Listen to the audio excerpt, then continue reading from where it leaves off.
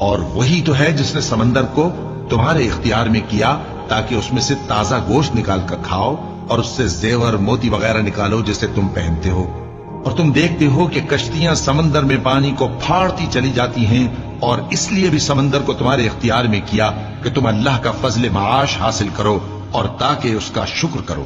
اور اسی نے زمین پر پہاڑ بنا کر رکھ دیے کہ تم کو لے کر کہیں ڈولنے نہ لگے، اور ندیاں اور رستے بنا دیے تاکہ ایک مقام سے دوسرے مقام تک آسانی سے جا سکو، اور رستوں میں نشانات بنا دیے، اور لوگ ستاروں سے بھی رستے معلوم کرتے ہیں۔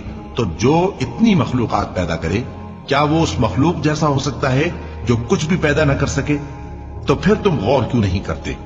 اور اگر تم اللہ کی نعمتوں کو شمار کرنا چاہو تو گن نہ سکو، بے شک اللہ بخشنے والا ہے، مہربان ہے۔ اور جو کچھ تم چھپاتے اور جو کچھ ظاہر کرتے ہو، سب سے اللہ واقف ہے۔